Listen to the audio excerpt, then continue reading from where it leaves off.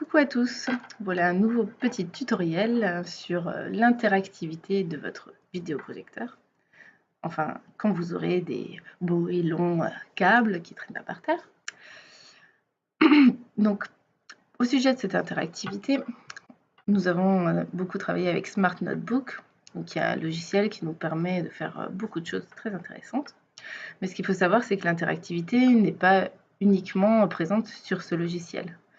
À partir du moment où on est branché avec ce câble et le HDMI, on peut être interactif exactement comme si on était sur l'écran de notre ordinateur. Ce qui fait qu'on va pouvoir aussi utiliser beaucoup de jeux qu'on peut trouver sur Internet. Et c'est là où je voulais en venir. J'aimerais vous présenter un site Internet que j'utilise beaucoup en classe et que les élèves aussi utilisent pas mal. Ça s'appelle Learning Apps. Je ne sais pas si vous connaissez déjà. Si vous connaissez, vous pouvez éteindre votre ordinateur.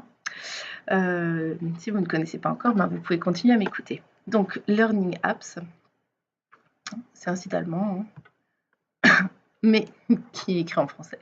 Donc ça nous arrange. D'ailleurs, il y a toutes les langues. Alors, il faut se créer un compte pour y aller. Je vais mettre directement le mien pour vous montrer à quoi ça peut ressembler. En fait, sur ce site internet, c'est toute une banque d'exercices interactifs. Donc, moi, dans ma classe, j'ai fait différents dossiers. Je vais vous montrer, par exemple, pour les CP, on a un petit jeu de masculin, féminin, où tout simplement, ils vont devoir trier des belles images. Un taille-crayon, on le glisse de ce côté, un collier, etc., etc., une dent. Et ils vont pouvoir valider leurs exercices, voir directement s'ils ont répondu juste ou non. Et ce qui est très intéressant aussi, c'est que, bon, bien entendu, il y a plein d'exercices différents. Donc là, c'était un exercice de tri, mais il y a vraiment différentes sortes de petits jeux. Ils appelaient ça des applications qu'on peut en créer nous-mêmes aussi, de manière très très rapide et très simple. Voilà, on a le choix classé par paire, regroupé, donc ça c'est ce que je vous ai montré avant. Mettre dans l'ordre, placer sur les images, les QCM, les textes à trous. Et c'est vraiment assez rapide à créer.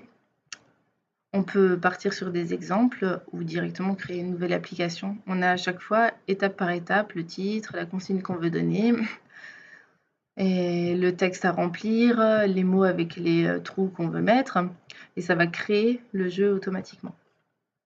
Donc, un côté pratique si nous on veut le créer, mais bien entendu, on peut aussi rechercher des exercices qui sont déjà faits s'ils nous intéressent. Pluriel des noms et des adjectifs, là c'est le jeu du millionnaire, comme qui veut gagner des millions en fait.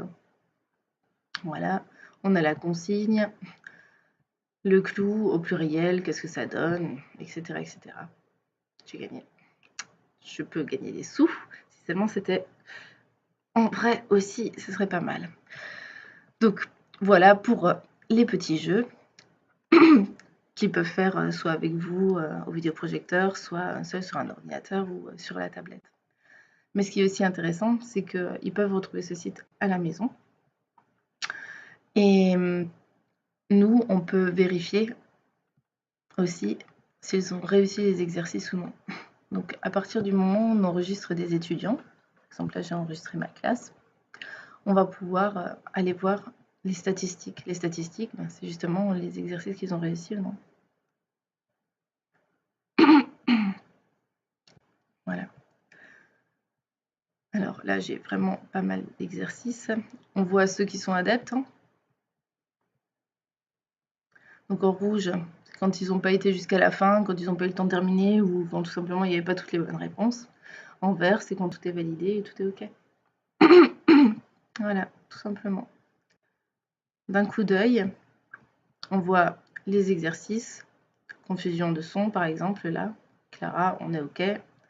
Héloïse, elle en a testé certains, mais pas tous. Etc., etc.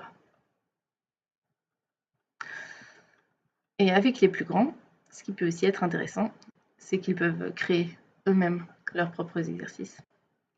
C'est totalement faisable. Ça a été fait avec les CE2 l'année dernière. Et avec les CM1, CM2, ça fonctionne aussi très bien. Voilà. Pour dire à quel point ça peut être assez facile. Et donc ces jeux-là, avec l'interactivité, il suffit de vidéo projeter et les élèves peuvent répondre directement au tableau. Voilà, voilà. J'espère que le site là vous plaira.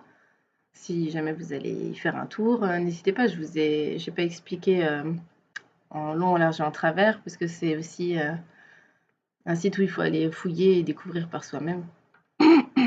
Pour créer une application, il faut aller lire tout simplement ce qui est marqué, mais c'est assez cadré pour pouvoir comprendre. C'est assez facile, tout est expliqué, tout est pas à pas. Donc voilà, il faut juste savoir que les applications, c'est dans ma classe, le dossier de classe, et pour les statistiques, c'est dans notre classe. Voilà. Pour ajouter les étudiants, c'est pareil, c'est assez simple. Ils ont à chaque fois un nom d'utilisateur, un mot de passe qui se met automatiquement quand on rajoute un élève. Ici, créer de nouveaux comptes étudiants. Il suffit de cliquer dessus, de rajouter prénom, nom. Et quand on enregistre, le nom d'utilisateur se met automatiquement. Coralie Tel. Si j'écris mon nom mieux, c'est encore mieux. Hop. Voilà. Ça me met tout de suite un mot de passe automatique et un nom d'utilisateur automatiquement. On peut les modifier si on le souhaite. Pour mettre peut-être quelque chose de plus simple si on veut pour les CP. Mais sinon, ils en sont assez capables. Hein. Ils peuvent vous étonner. Voilà, voilà. J'espère que j'ai été claire parce que là, ce site internet, j'ai été un peu fouillis sans expliquer vraiment tout dans les détails, mais je vous laisserai regarder ça par vous-même. Voilà. Au revoir.